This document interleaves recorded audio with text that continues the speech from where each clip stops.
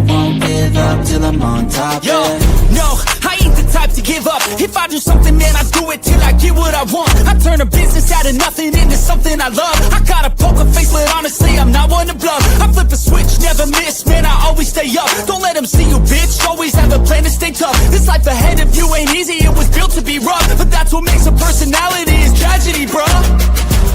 So keep your head on your shoulders. Now we ain't out here moving rocks, we out here moving boulders. What up? What up? What up? Welcome into Pregaming here on Sports Money, Monday through Friday, 6 p.m. The heart of the best time of the year in sports is here. We're going to do our best to make sure this thing keeps pumping in a positive direction for us. We got Tuesday. Tuesday means Dana White Contender Series tonight. It's going to be a fun night. We got 6 fights on the card here. We've had pretty much 5. I think it's been literally all season long. Tonight we get 6. We're bringing another fighter back. I'm sure you guys have heard that a few times already, so it's going to be fun. Lots of games on the card. We've got some pretty big games on the card as well. The NLCS. Maybe you're familiar with the Dodgers and Milwaukee Brewers game. We're going to talk about that one here tonight, and we'll be live betting it on the DWCS. We've got 3 college football games. New Mexico State and Liberty will pop off at 7 p.m. nationally. All these games are nationally televised, which kind of adds an interesting caveat for some Conference USA teams. New Mexico State, Liberty. I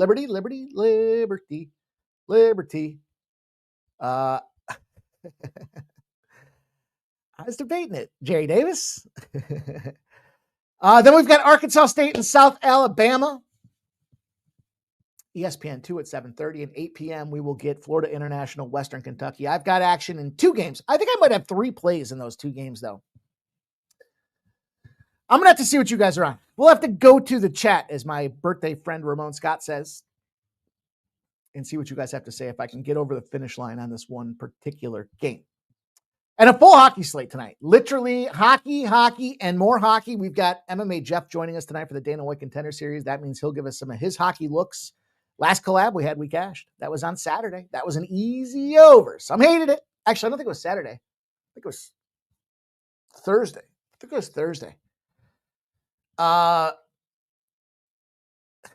Cross your fingers for me that I don't get COVID. That's all I'm going to say. That's all I'm going to say. I fucking went right into the den. I didn't even know that was still a thing, but apparently I was right in the den of it. Anyhow, Tampa Bay, and I feel it too. As soon as I heard it, it's like my brain, psychosomatic. Fuck, you're getting it, dude. Anyhow, Seattle Kraken will go on the road for their first road game against the home opener for the Les Habitants. The Edmonton Oilers and the New York Rangers will play. We've got an action-packed plus money opportunity in that game.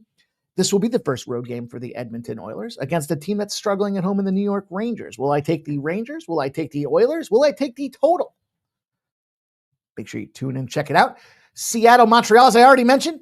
Tampa Bay and Washington. I think I messed my order up. I need to go down the sports book order. The Lightning starting off their road season 1-0 after an 0-2 home start, taking on the Washington Capitals. The Capitals are 0-1 on home ice. Minnesota Wild and the Dallas Stars. These ain't your dad's Dallas Stars. That's how I'll address that one for now. And look, gave you guys the Blackhawks last night. I said I can't not do it. I can't not take the Penguins tonight. I'll tell you about it. I'm just telling you I'm on the Penguins. And everyone's going to say, but this person's on it, and this person, and the trends, and the I don't care.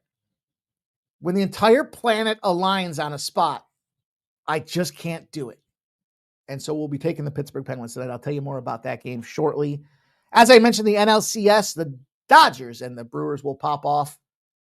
And that's going to be the card tonight. Now, again, 6 UFC or DWCS cards, 6 DWCS events. But we'll get there. That'll be 8 p.m. So we'll probably pop off a few minutes beforehand, a few minutes before 8 to get the troops assembled and get you guys ready to go with our combat correspondence here from the Sports Money Squad.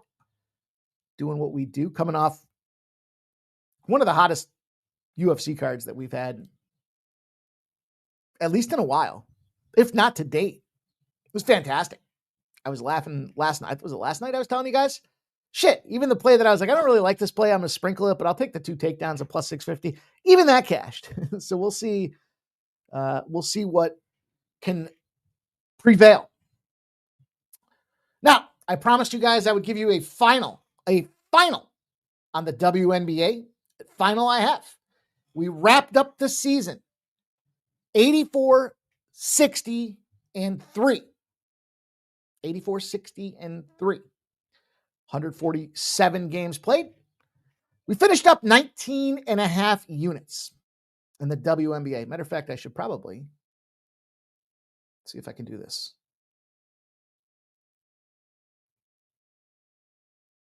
Not really. Not really. Yeah, let's see. Maybe I can.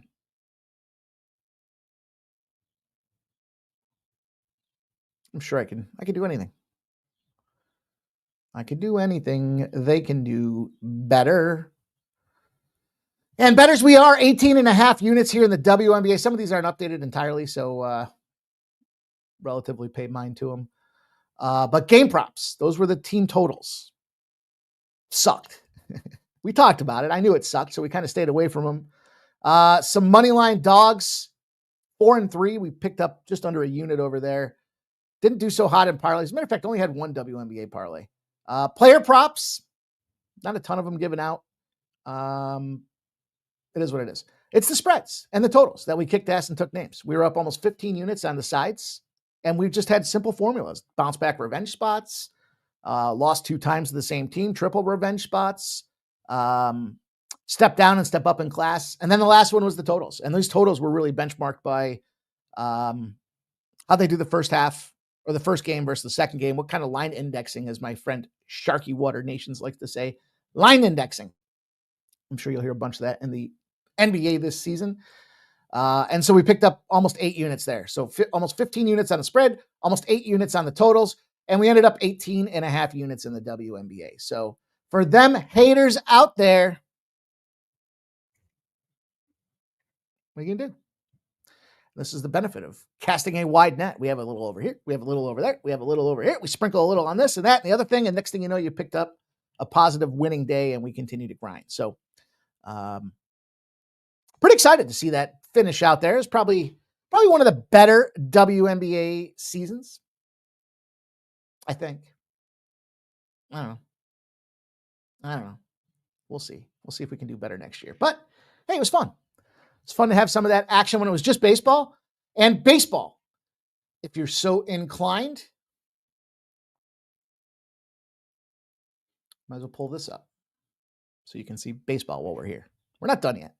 But we set a goal. The goal was 200 units at the All-Star break. We realized we weren't going to get there, so we redefined it to 150. It's very important to have goals and then keep yourself accountable to them and, make sure you set obtainable goals. Maybe 200 wasn't obtainable.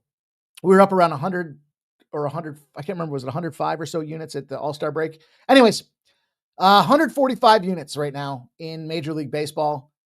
Props, not our finest hours. Money lines, 56 units on the sides.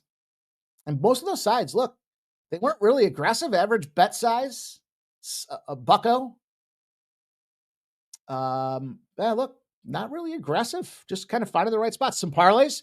We picked up 29 units on taking 2 big legs and stucking them together, or taking a player prop and stuffing it in there. We picked up almost 10 units on player props here on Pregaming. And we stayed away from, run lines sucked, which is impressive because I can only attribute that to the way these two tie together for me, the money line and seeing that our average bet size was 100. I got to look and see what our average unit size was. But I guess the way I would attribute that is saying, look, what if I said to everybody and anybody, we take the 1.5s so that we can get the juice down in case they lose. And in fact, I got to practice what I preach. And then we smack totals. So again, same thing, similar to WNBA. We had 2 glory spots, the 56 units on the money line, the 68 units on the totals, sides and totals. I'm sorry, totals. So pretty solid right now, 145 units, 600 and 500 basically. Large sample, but we've talked about that at the start of the baseball season in terms of developing bankroll, building bankroll with one another. we got to be creative. We have to maybe you back it down to step it up. You know, ever heard the term slow down to speed up? That is the situation that we're at hand here tonight. And more to come. More to come. We got some work to do this month. You know, we got to make some ground up here because we were flying. And then, you know, just like any new sports season starts, we kind of take a little bit in the short hairs as we transition and start to build data. Now, I usually suspect I'm not that guy that tells you all last month of baseball, oh, hockey's coming, I can't wait, or football's coming. No. And then they say, hey, we're going to wait a month so that we can, you know, these same fucking blowhards that tell you that they can't wait for, you know, the football season are the ones that tell you they're going to wait when football season, they get you all jacked up. And then the football season comes and like, well, we're going to wait 3 weeks to bet. All right, you go ahead and do that. We're going to keep hitting it. Sometimes the markets are incredibly soft, like the NHL, like right now. And if you don't believe it and you were one of those guys that was going to wait a couple of weeks, you're missing the boat. Favorites, 28-20 to start the NHL season. 28-20. Remember what I said earlier? Don't take puck lines. Don't take the puck lines early. Why? The number one reason I gave right off the gate in hockey, first day, special teams. These teams are still trying to figure out their identity. It's going to take them 2 to 3 weeks to start to get PP1 together and have plenty of time to practice and real game experience against the other opponents. And guess what? Favorites on the puck line. We're going to take the 1.5 so we can get the juice down in case we lose. Well, you're losing a lot. You're 14-34 on the puck lines in the NHL with favorites. So it's been a dog season to kick this thing off. No doubt about it. And I suspect that will move on as the season prevails. But just some things to keep in mind as we get this thing rolling here. You know,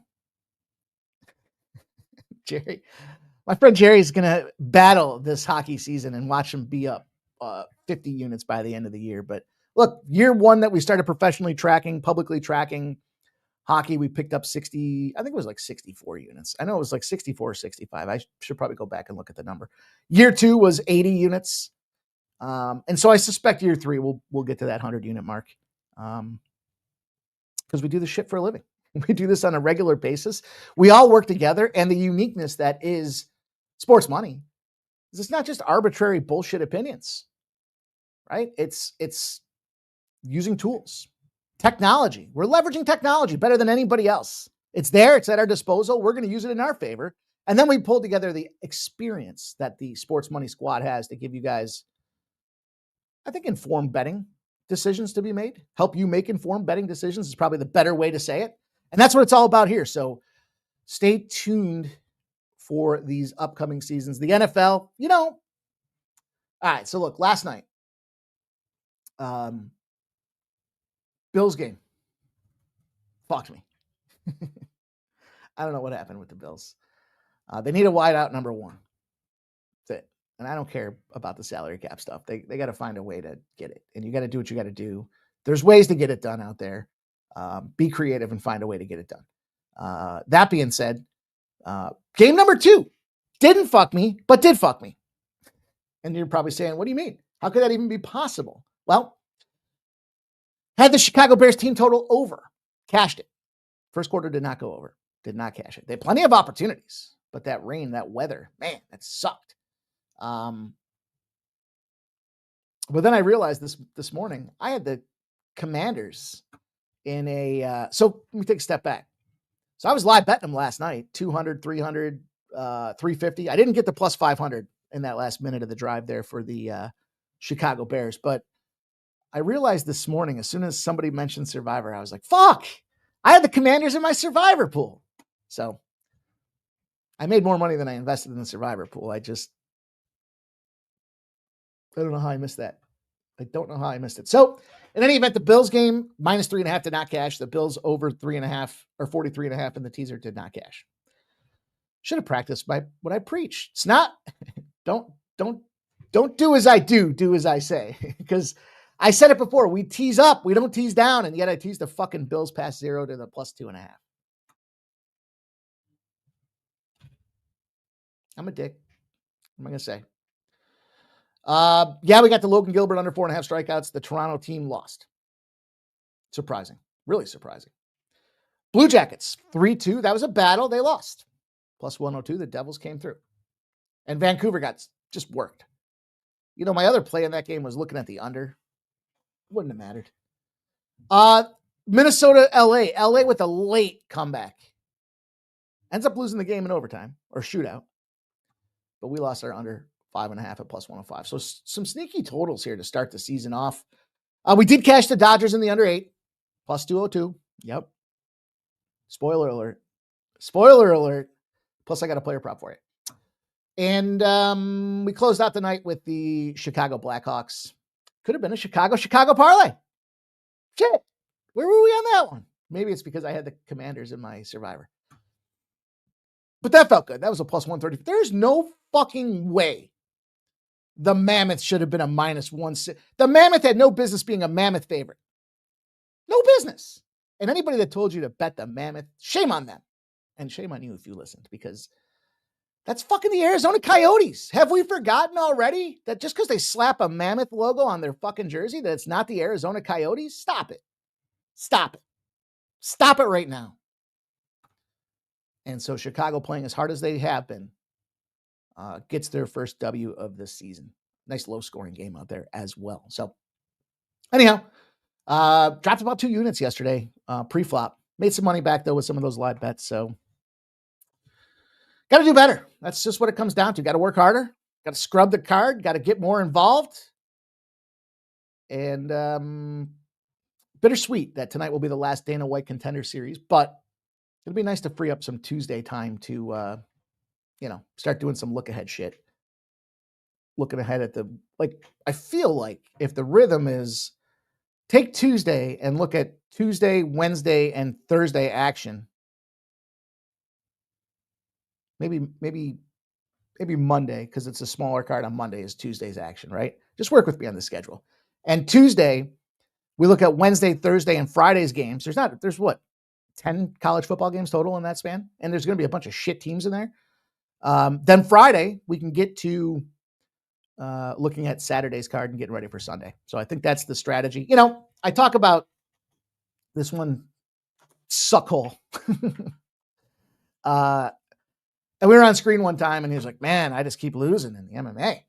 It's my worst year ever. Every year is the worst year ever. So, well, what are you going to do different? Well, knowing that you're experienced, you know the game, you've been watching it for a long time. And what was the answer? Does anybody remember? No, dude. Close your fucking jaw. Use your fucking brain and come up with a different strategy. And that's what I'm trying to do here. We can't just keep throwing bullshit against the wall and hoping it sticks. So we'll get there. We'll fire back. Just getting started. Just getting ready to roll. That being said, I am ready to roll on this card tonight. So I hope you guys are as well. I felt like there was something else pressing. Just spit COVID all over my microphone. I'll be fucking furious if I get COVID. Oh, and somebody will hear it. Anyhow, you can't ask me to help you out. And show up and be like, hey, you want me to wear a fucking mask? What do you mean? Why do you need to wear? I didn't even think about it. I was like, what? Are you fucking serious? I was exposed 4 days ago. Fuck. Are you fucking serious? And psychosomatic as I am, I immediately felt it. So that being said, you guys, we are at that time of the show. It's time to get the bow on this thing. We got to get moving. We got to row the boat. And the way we row the boat tonight is starting off, as we always do, asking for your guys' support. The best way to support the squad? Well, pretty simply, no effort, no cost. Just hit the thumbs up button. Help us out there. Promote the brand. Let them know you're here to make some money with us. All you got to do is close that chat, hit the thumbs up button if you haven't done so already. We got 95 plus checking us out across these social platforms. So no reason we can't have 95 plus thumbs up. And if you're watching on replay, guess what? Your thumbs up still counts. We had like 60 of them yesterday. So we got 35 to go. I think we can do it tonight. You guys, make sure you take a second if you haven't done so already. Give that thumbs up a click.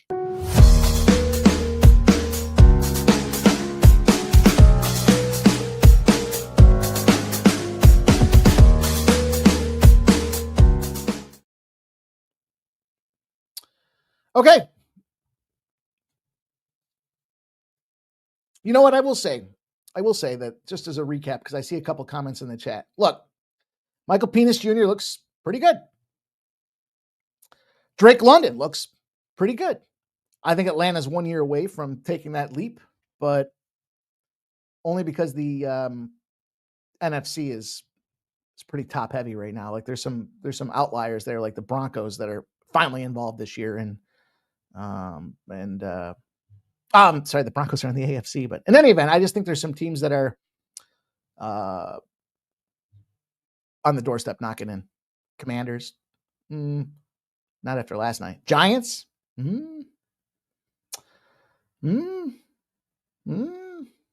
don't know. But yeah, that team in Atlanta, man. You know the problem? Kyle fucking Pitts. Kyle Pitts smells like an armpit because he's had, what is he, in his third season? 2 lackluster seasons at best. Might even be in his 4th season. I guess I should go back and look. And,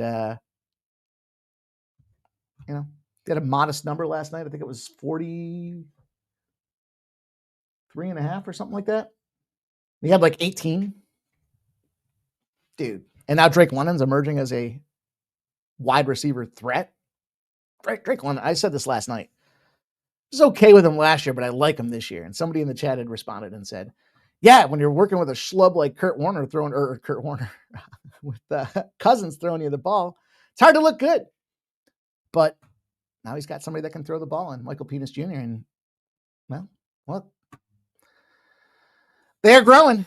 That is for sure.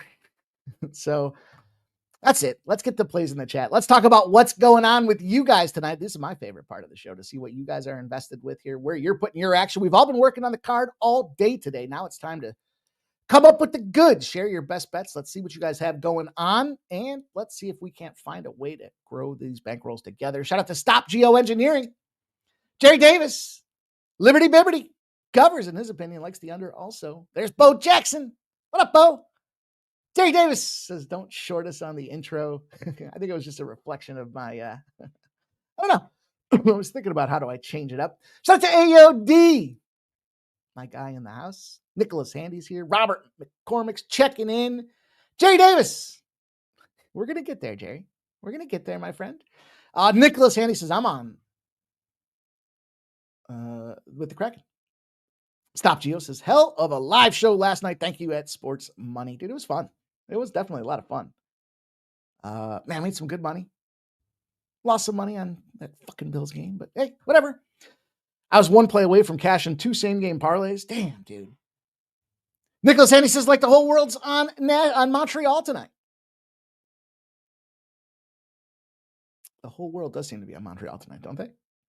Stop Geo says, small handle, but I'm seeing pretty even splits between the cash and the percentages on the Pens and Ducks game right down the middle. So we don't use it a ton, but look, 54% of the bets are on the Penguins with an 8,800 ticket count. Now, this is action. I use the action stuff. And 71% of the cash are on the Penguins. Yet, all of Twitter, all the pundit shows out there, everybody has laid it on the Ducks today. And the line has moved pretty significantly in their direction because that money's coming in. Man, Philly Kill says, I'm on the Kraken Island with you. Nicholas Handy says, Pens. Magnifico says, Mikey. Penix, the man. Yeah, I'm with it. I won't be getting a jersey, but I'm not a jersey guy. I get a hoodie. Get a hoodie with Penix jersey on there, maybe. Philly Kill says, wild. Boldy, anytime goal plus 170. Lost a lot of value, but hey, that's what I was saying the other day with you guys, right? Like, I'm all for the goal scoring props. Just curious what the decision making is because you can't go to them every day. But at 170, there's still a ton of value there. Magnifico says, Dana White Contender Series, what's the play for the final day? I will not be giving out Dana White Contender Series plays here tonight. But I do have plays to make. So Bo Jackson says, let's go Jays. I still believe in my boys, but it doesn't look good. No, it does not. No, it does not. Hey, it's a 7-game series. Phil the Kill says, Dodgers money line under 8 was a nice plus 200 snag. Yes, it was. Jerry Davis says that Bo, pretty rare air to come back from that. They're only down 0-2, right? Am I off a game? Am I missing a game? Am I missing a game? Oh, let's see what this says. Late sharp money coming in on baseball. Oh, boy. Yep. It aligns. I was already dialed into this. Not to worry. Cherry says he should have waited the 3 weeks. Well, smaller bets to start. That's okay. Just get some action down. Maybe you throw a couple parlays together. So I had internet problems yesterday, and then I got to about 1:30 this afternoon, and the internet just went completely down. Now it popped back up about an hour and a half ago, but Spectrum is calling to inform me that the internet is up and running. Thanks, Spectrum. Bo Jackson says, what's crazy is former Blue Jays Roberto Alomar's father passed away yesterday. I really thought the Jays had a shot. I do incorporate ritual sacrifices in my capping. Me too. Me too. Not birthdays, but deaths, sure. Jerry Davis says, all do not play puck lines. Play -1s if you have to make them, in my opinion. I agree with that. I don't like to play a lot of puck lines. Not a run line guy. And if I am, it's extended run lines. Might have to talk about a spot like that. Could be the play tonight. Phil the Kill says, ferocious Falcons D is what happened. Yes, it is. J Main, what up? Jerry Davis says, LOL, I heard that last night, and I was like, no, Mikey. You just said don't tease down. Yeah, dude. Got to practice what I preach. Need you guys to tell me when I do that. Phil the Kill says, that mammoth logo is awesome, though. It is kind of cool. But I like their jerseys, too. I'm not against them. Not yet. Action, listen, I don't want to get off in a tangent here. I already have Action Jack says UFC. RDR versus Allen. Magnifico says UFC. Davey Grant. Action Jack says, I like that play. And fuck up. Chris Manriquez says, yesterday fucking sucked ass. Let's win today. J-Man likes Montreal. Oh, no, it says Montreal -162. Shake my head. Magnifico says, Mayfield MVP, book it. Yeah, but it's only like +350. So you're going to tie that money up through January for +350? I give you a +350 tonight. Teach his own. Some guys have the credit system and they don't have to pay it out early. Andrew G shouting out there. Jay Davis says, someone with a name rhymes with Tamon is on the Flames. Oh. Joe W's in the house. What up, Joe W? Big Scott. Liberty first half -6.5. Kraken +140. Caps money line -110. Okay. Borat. I'm gonna have to, you know what? I'm gonna write down. I bet you there's some Borat I can find for clips. We're looking for clips, you guys. If you guys can come up with funny celebrations that we can clip for updates and refresh the database, that's what we want. So every so often I get a few minutes to just kind of go on YouTube and search for a movie, and then I'll see if there's any funny scenes. So I'll take a look at Borat. Maybe there is some. I wasn't a big Borat fan, but it was all right. It's kind of like annoying funny, like a guy you want to slap in the mouth with an open hand. J-Man likes the Ducks money line. Kraken, Flames, and Sharks +1.5. Bo Jackson says, take Kraken in regulation +180. Chris Manriquez says, Dodgers money line. Freddie 2 hits. Did you see yesterday? I was laughing because I cashed an RBI with Mookie Betts in the 9th inning with bases loaded. He got walked in. Thank you, sir. May I have another? That felt pretty darn good. We get all the bad breaks you get. You got to recognize when there's a couple positive ones that go your way as well. And let's kick this show in the nuts. How about that? It's time to go out there and fire off on these bookies. And we're going to start with our spot. Now, I'll tell you this. I'll highlight each game that I'll give you guys. I would play the over in that Toronto and Nashville game. I would. Caden Primo's got 9 straight or 10 straight overs in his 11 straight overs in his last 11 starts.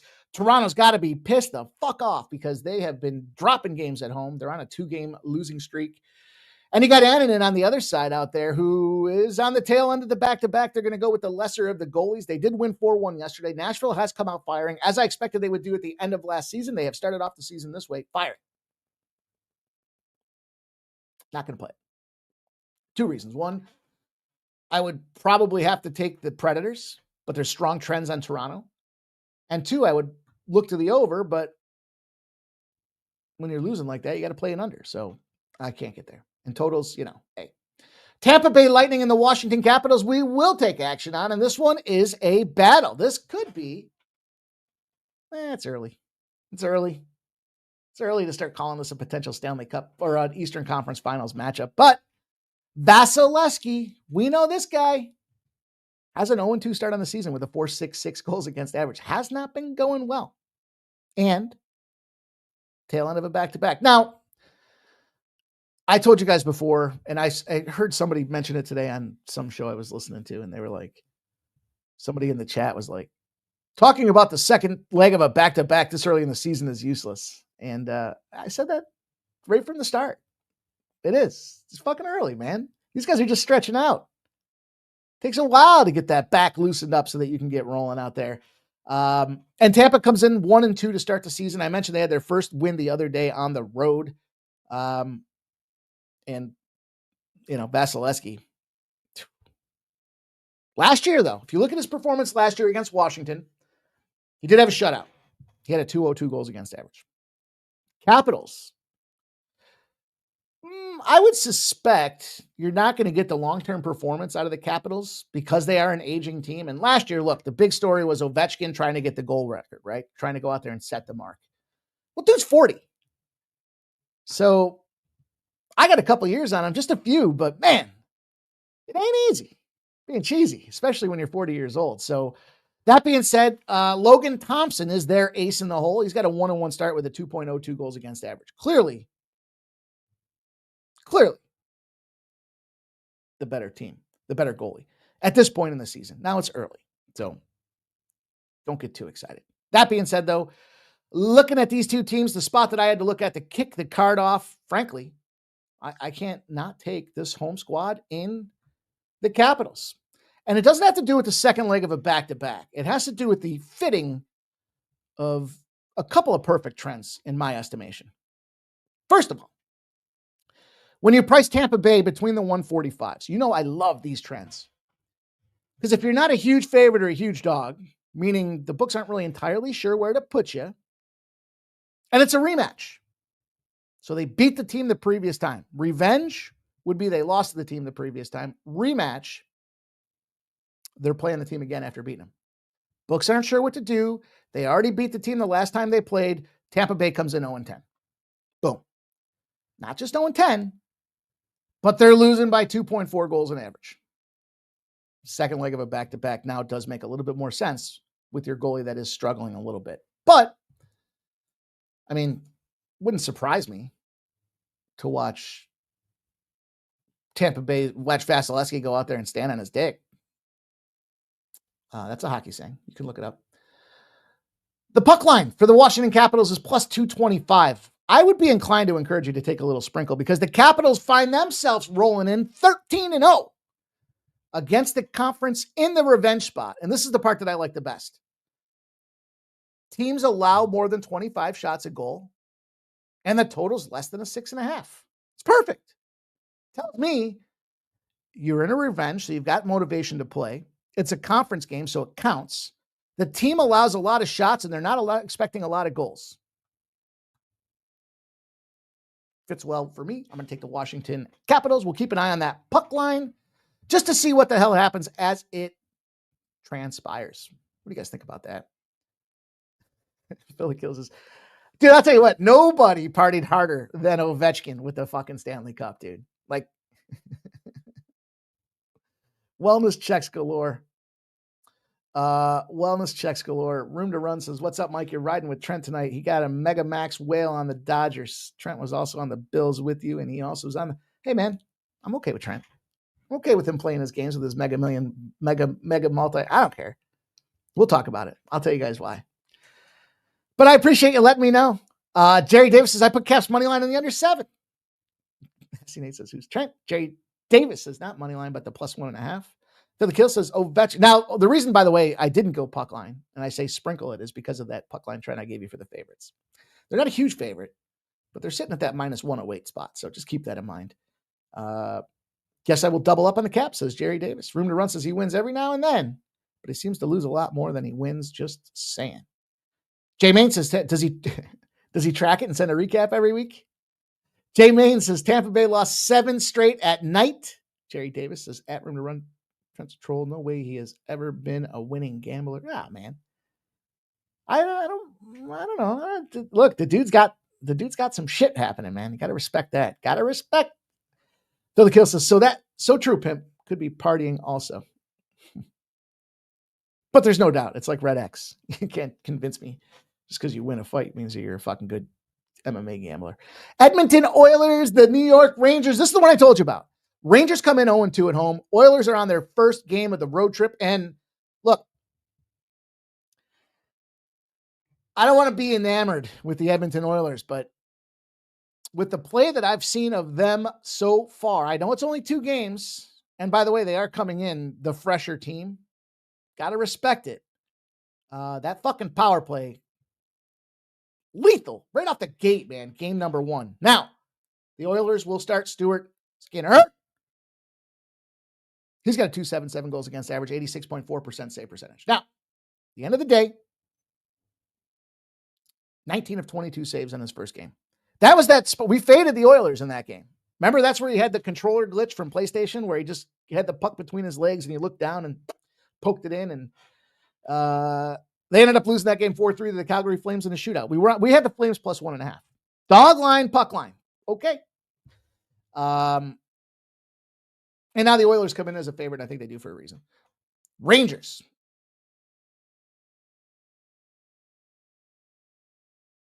I don't know. What did I tell you guys about the Rangers when I talked about them in the game number 1? Their defense is a fucking mess. And they've kept some lower scoring games. Like they got shut out 3-0 to Pittsburgh that first game. They go out and shut out Buffalo 3-0. It's Buffalo. They exact their revenge. It's 6-1. I'm sorry, it was 4-0 against Buffalo. They get shut out 3-0. What happens after a team gets shut out? You guys know the deal. I don't know if we'll keep our eyes and see if it works like that in hockey like it did in baseball. I mean, it seemed like that had to hit it like a 95% rate, didn't it? Team gets shut out. They go back out and fire the next game. And they did. They beat the Sabres. It was the Sabres. Busted up Sabres. Then they beat the Penguins 6-1, but that was the revenge spot. That was the immediate revenge spot. So 2 games that were nuked in that Ranger spot out there. They did lose 1-0 to the Capitals. I was on the Capitals. So I'm 3-1 in betting Rangers games. I've taken action on them every game this season thus far. That being the case, I had to look at this game, and I'm not going to go out there and lay a minus 130. I mean, I like Edmonton to win this game. I do.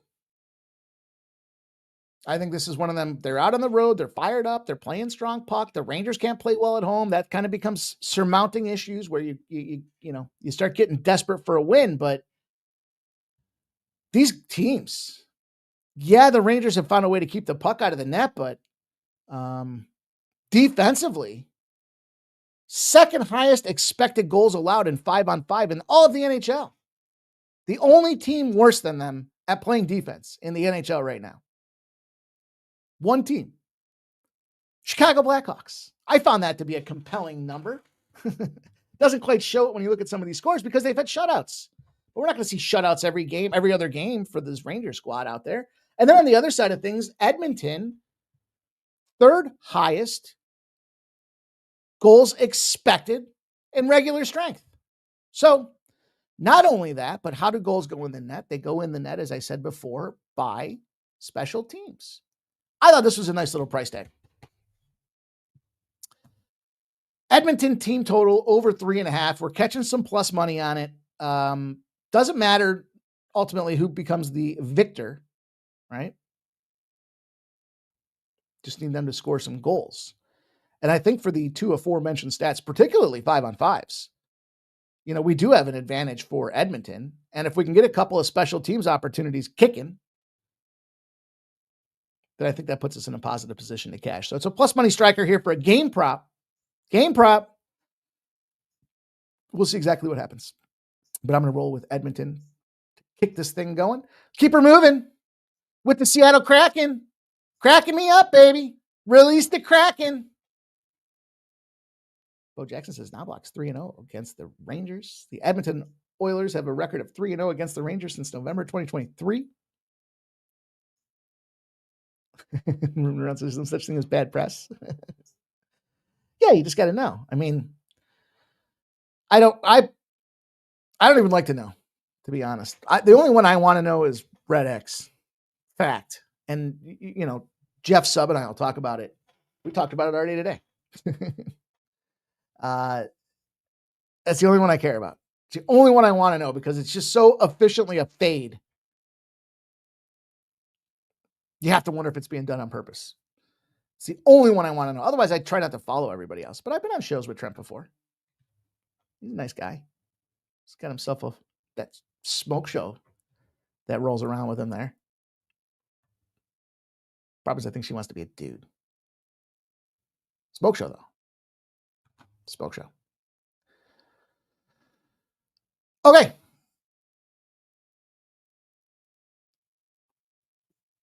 I digress. Where was I? Seattle Kraken start their number one guy in Joey Decorda. He's been playing lights out early. 96% save percentage. 96.8% save percentage. Excuse me. Sammy Montembeault will get to start again. The Canadiens' number one guy, back-to-back seasons now, and he's coming off a 2.52 goals against average to start the season. Think about what I talked about with the progression of hockey players, right? Young guy, juniors in college, they don't play more than 50, 60 games. Last year, he played 62 games. So they are making this guy a bona fide number one. And they'll continue to give him the lion's share because there's really nobody else there. So, look, I told you guys, I thought the Kraken at home against it, I'm not going to go away from it. I still believe last year there was enough success in fading the Kraken at home against divisional opponents. You could cash. We happen to lose because they started off 2-0. They started off hot. Got to give it to them. Canadians roll off 2-1. Canadians, they came out that first game against the Maple Leafs. That game was 2-2 till like the last 2 minutes of the game. Then they played the Red Wings. Then they played the Blackhawks, and they came up with both W's. I referenced those games because that's 3 straight road games. Always tough after 3 straight road games to go back home, change locations, and you got to cross the border again. 2, you're playing a team in the Kraken who couldn't be any more motivated to kick their season off. You got you don't have banner raising night, but you have season opener night. Season opener for the Montreal Canadiens. And I think that's why everyone loves them. It's going to be loud. It's going to be ruckus, this and that and the other thing. Look, hottest prospect in NHL right now are road dogs.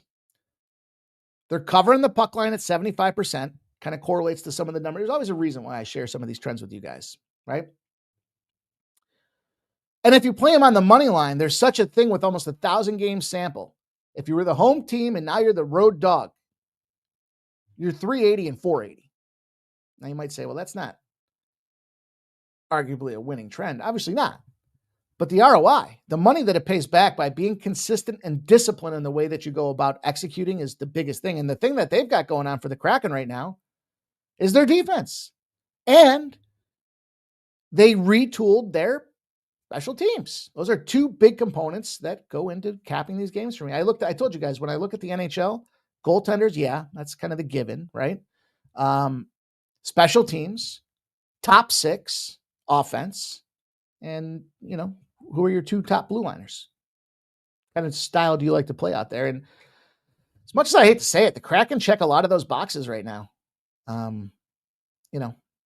They're getting performance from Vince Dunn as an all-around player. They just got some, it's not sexy, right? They're just not blowout names, but look, they finished the preseason. They beat the Edmonton Oilers. They take down Anaheim in the spot that I was on Anaheim because of the fade them against the divisional opponent trend. And then they took down Vegas in overtime. So they're running hot. And I think that these boys are going to be, they're fine with this level of competition that they're getting involved with here.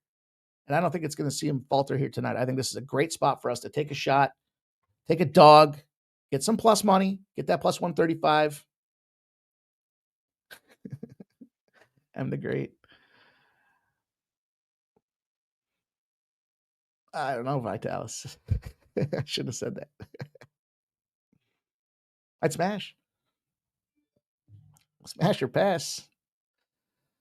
Minnesota Wild, Dallas Stars will take the ice down in Dallas. I told you guys, this ain't your daddy's Dallas team. For that matter, it ain't your daddy's Minnesota team either. Your daddy's Minnesota team may have been the Minnesota North Stars, which I liked, and was always a fan of Mike Modano falling off the stretcher. Sucks.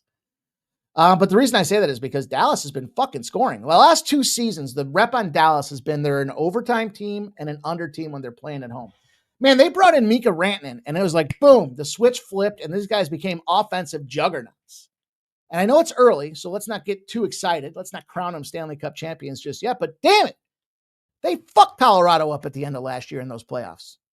It was ugly. And what they do when Colorado had a chance to exact revenge just the other day on their home ice, the best home ice in hockey, they lost 5-4. Not only did they lose 5-4 there, Dallas goes into Winnipeg and beats Winnipeg, who's another team that's got some strong home ice, because it sucks to get to Winnipeg. So you got to think about sometimes when you land, proximity of travel from airport to destination and hotels. That's what I call about shitty. That's why I like West Virginia when you're talking about college football, and App State for that matter. These teams have home field advantages. Where you have to land your airplane in relation to how far you have to travel to get to where the fuck you're going. It's like a second trip. Sucks. And so Winnipeg definitely has an advantage, I believe, at home in that spot. But Dallas comes out 5-4, 5-4, bang, bang, bang, bang. And Minnesota, look, 7-4, 4-3. Do you want to lay this price tag with Dallas tonight? Well, let's see. Let's see who they've got going in goal. Overall, Philip Gustafsson is their number 1 guy. Jake Ottinger is Dallas's number 1 guy. Problem is, they're not playing like number ones. 1-1 for Gustafsson with a .303 goals against average. Ottinger, 3.84 goals against average. He'd be losing if it wasn't for the fact that they're just scoring so many damn goals. And so it's hard not to get jacked up about it. I mean, Dallas has got some big trends in their direction tonight. There's no doubt. But again, the challenge I have is price tag. And so I'm not going to rock the boat. I think this is a spot where these boys be scoring. I'm going to take some scores with these boys, and I'm going to take a shot to take this over 6 in this game tonight. No reason to think there's any reason that these two teams won't continue. Look, Dallas coming back home, season opener. Them boys are going to be fired up. Look for Mika Rantanen to put some points on the board. They got a nice team. Jamie Benn's out still. Again, I should say. So we don't know what the fuck he's doing, but I like me some Dallas in this spot. So I like the over. I was going to parlay the Dallas with the over 5.5, but sometimes DraftKings won't let me get some of those correlated spots. And I believe it's correlated because they think Dallas is going to put boots to ass on Gustafsson here tonight. I mean, he's a number 1, but he's really a number 2 in my opinion. So, okay. Vitalis, what up? He says, I don't see the Sharks game on the list, so I'll give it in the chat. Take the Sharks over 5.5 for our guy Vitalis. I don't mind that. I had a winnable play on that game. So J-Man says I should have took the over. I took the Sharks plus 1.5. Thank you, boys, for sharing. Onward, upward, last game. I already told you. And we don't have to look too deep into it. Go ahead and play the Ducks. I'm playing the Penguins. Too much fucking love. And look, the Sharps like the Penguins. Not Twitter. And I don't consider Twitter to be Sharps. And there's some sharp people on Twitter, for sure. Some of you guys that post your plays on Twitter are pretty fucking sharp. But I already said this is the damn sharpest chat in the business, man. This community's been refined. 2 years, almost to the day. We've been working together, analyzing and discussing trends and angles to try to go out there and continue to refine our skill set. But Tristan Jarry comes in. Here's the thing I look at with this game. Yeah, Tristan Jarry, Lucas Dolstol on the other side of things. I like the Ducks. I told you early. I think the Ducks are one of the, they've got a team that's kind of over the last 2 years been slowly being put together, trying to find their explosion. And I bet you mid-season they'll have one of them 10-game runs. We can look at this. I'll look at the schedule. And next time we have a Ducks game, I'll tell you where I think that 10-game run is going to be, because we've been highly successful there. The issue they have with the Penguins is the Penguins are old and slow, but the season just started. And so if you're Pittsburgh, you shut out the Rangers on home ice, on their ice. You beat the Islanders. You got nuked in the revenge game against the Rangers, but it was expected. Everybody knew it was going to happen. And if you're the Ducks, The only team you've beaten so far are the Sharks. And it was 7-6. Season opener. Kind of a big deal. Sometimes, look, slows the game down a little. Maybe a slower start. Maybe a first period under. But I just didn't hear any real sound. To me, it's too early to fade the Penguins, and it's too early to play on the Ducks. And with the entire fucking planet talking about Anaheim, I'll take Pittsburgh. There's my breakdown for that game. Let's go. We got a couple games left. We got a few minutes to get it done before the 7 o'clock hour. And I told you what I was doing in this game. So this is that, it's not immediate bounce back revenge, but why some people might be saying, well, this line's a trap. Why is this line a trap? Sorry, I got to transition.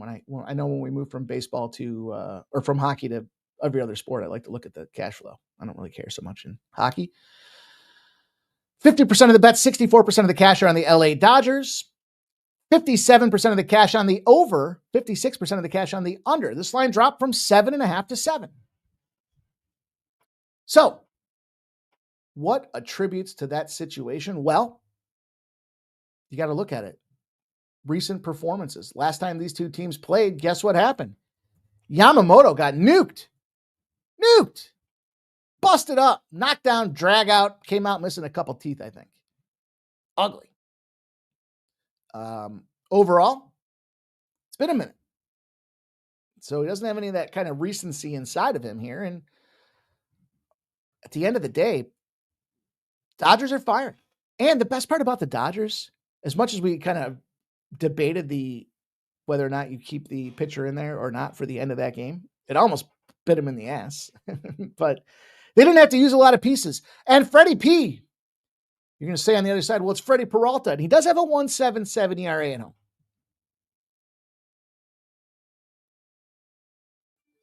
He pitched 4 innings his last start. Gave up 3 runs, 3 earned, and a homer. And they lost 6-0, by the way, in that game. So what happened the first time they played the Cubs? He won 9-3. Second time he played, lost 6-0. So I like to zigzag, and I think Yamamoto's in the zag position in this case here. I love the under in this game. I think just like we saw yesterday, these guys showed plate discipline to some degree, but these pitchers are just lights out right now. And Yamamoto did come off a pretty shit start there. He gave up 3 runs on 6 hits in 4 innings against the Phillies. So it's kind of, to me, I look at it saying, yeah, the Dodgers should fire back. Peralta, I think between the Peralta and the bullpen for the Brewers, you're in good hands there too. So I like the under predominantly in this game. Yamamoto 7-0 to the under if he came off a start of less than 5.2 innings. So the arm's fresh. He goes under. He shoves. He's also 10-0 when he threw less than 60 pitches his last start, or 80 pitches. So when the arm's fresh, he shoves. This is where I said to you guys, this is where you could potentially consider the extended run line here. Yamamoto in that 10-0 spot with less than 80 pitches, he tends to go deep and they tend to beat him up. 4.6 is the margin of victory in those Yamamoto spots after he comes out there and fires off a short start the previous time. So I looked at this thing and I looked to attack it 2 ways. You see the parlay on the screen there. I love that parlay. Also, I want to fade the line movement. This one just kind of came up to me is pitching outs. He's got 16.5 pitching outs at minus 125 on MGM. I think he goes into the 6th. So I took a shot with that too. I added that one out there. The margin of victory, the freshness of the arm, the ability for these games to go under tells me he's probably not getting in trouble. And when we see the blueprint of what happened yesterday, if this game's 0-0, they're not taking him out in the 5th inning. It's like we talked about yesterday. And he goes into, what was it, the 8th inning, Snell? I'm not saying he goes in the 8th inning again here tonight, but I like to add this over 16.5 pitching outs, minus 125. So lay that one down there too. This game's going to kick off here in just a minute. So I'll be quick here with this Liberty under. I'll give you guys the splits real quick. I'll tell you, I'm on the under. I'm on the under because Liberty's a fucking mess. Period. End of statement. They lost their quarterback to Colorado. And their offense has been, I don't know, what do you want to say, anemic? Anemic is maybe the best way to describe it. The problem is, on the other side of things, New Mexico State's a one-dimensional team, and they haven't played anybody. So this is a step up in class, as you've heard me talk about before. I do like New Mexico State, though. This 10.5 points just feels like it's a little too many for me. Problem is the line's grown 7.5 to 10.5. So where are the splits? Hang on, let me move quickly here. And just keep it in mind for live betting. We'll pick this thing up here as we get more multi-game starts under our slate here. I probably should have had this one above baseball. 68% of the bets, 55% of the cash on the over 48.5 has not moved. It's at 48.5. That's a big red flag for people that are expecting runs or scores. So you got a bad run game, creates a one-dimensional team in New Mexico State, and Liberty's offense sucks. So to me, this just comes down to lack of offense all around. It's an early start. Early starts. Tuesday night unders after teams went under are 43-13 to the under. So write that one down. Mark that thing down. Tuesdays. That makes sense if you think about it. Step back from it for a minute. What does it mean? Well, it's a short rest week. Going into a long extended period off. So you just kind of do what you have to do to get through it so that you can get that mini bye week under your belt. And not only that, but you have two anemic offenses. And so this one felt gift wrapped to me to go out there and take a shot. So I did. I took that shot, and 48.5, still a strong number, still out there.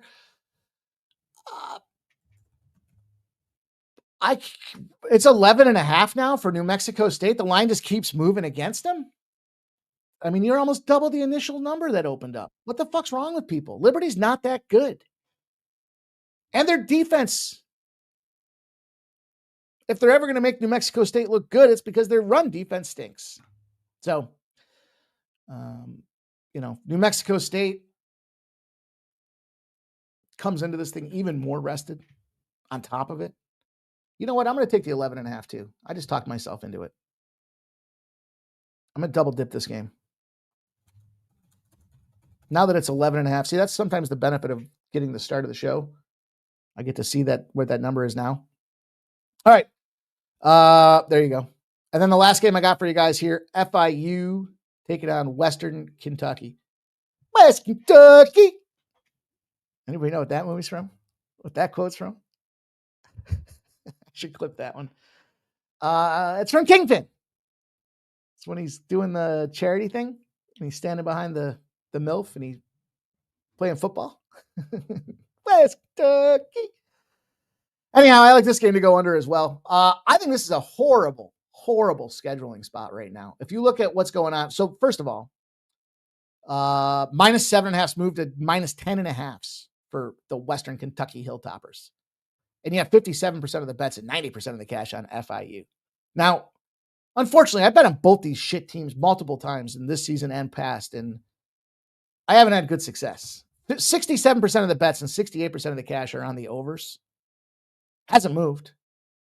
Mutual consensus that these games are going over, and yet the line's stuck. And there's some big trends you should know about. Florida International, 8-29.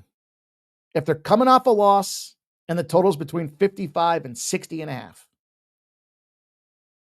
The total kind of, unlike that last game, this total kind of says we might see a higher scoring game.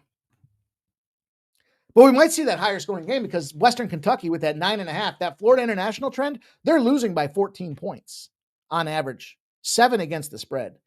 So now when you shrink that spread down from where it opened at 7.5, 3 points, I mean, you're left with a 4 on a 7. It just, you shrunk your margin. And the average position that they're getting is 7. So the true margin has come way down here to enough that I would consider dog or pass on the side, which is crazy. Because the Hilltoppers, if you look at their group of 5 offense, it's one of the best out there. They rank 44th in FBS with 33.7 points a game. So 14th nationally in passing yards. That scares me because what do I say? They can go out there and chunk yards down when they're down. The problem that they've got in this game is their foe in Florida International has a power run game. They got a senior, and he's averaging over 6 yards a pop. Keyshawn Owens. So their run offense ranks them 49th nationally. That being said, I'm looking at this thing and I thought, well, Florida International, not very strong at stopping the pass. They rank 129th in passing yards allowed in the country. So I think more often than not, yeah, if you're going to move the chains quickly after somebody drains the clock on you, you got to have that passing game, right? The problem I have with Western Kentucky is they just beat Delaware. I told you guys Delaware not eligible after moving from FCS to FBS for bowl contention, but arguably one of the better offenses in the conference. The problem for Western Kentucky is they have La Tech on the road up next. So I think they play with their food a little bit out there. And what's your motivation? I mean, yeah, you want the win, but I just feel like you keep that strong passing game off the field because you counter with a strong running game that can chunk yards out in the trenches, move the chains, keep the clock going. And you're putting Western Kentucky in an awkward position after coming off the biggest win of the season against Delaware from a conference perspective, and then going on the road to another divisional opponent in La Tech. So I think FIU's a live dog outright. On top of that, this fucking line has moved way too much. 10.5 sound like a fair number to me, but I'm going to go against the public money in this one. I don't know why that line's not moving. And I think it's because FIU does a fine job of keeping Western Kentucky's offense off the field. Would it surprise me to watch them go zip, zip, zip, zip, zip up and down the field? Yeah, it would. In this case, it would. Because Florida International is good at moving the chains and keeping the clock rolling. So I'll take the under 55.5. That's going to do it. That's how we put the bow on the show, you guys. Kingpin equals classic. West Kentucky. All right, you guys, enjoy your evening tonight. Make sure you smash that thumbs up if you haven't done so already. And be ready. About 45 minutes, we'll pop off live to give you guys Dana White Contender Series action. We'll hear what the fellas have to say about the rest of the sports slate tonight. We'll live bet. We'll live bet this. I'm going to have to play some of these money lines that I threw out there. But that's it. I appreciate everybody joining us tonight. We'll be back tomorrow. We'll do it same time, same place, 6 p.m. for pre-gaming. Let's see if we can't have a big bomb evening tonight. And make sure you guys tune in here at 9 a.m. tomorrow. The morning steam. You can catch Ramon Scott busting out the first looks from Las Vegas, the very first looks across the sports landscape here on YouTube, right here at Sports Money, for you guys to see where that money came in overnight. Where do the syndicates bet? Where do the conglomerates put their money? And then you can try to make some early betting decisions, see how those lines move and match them up against what we're doing here later tonight. So good luck to everybody, and we'll see you guys later.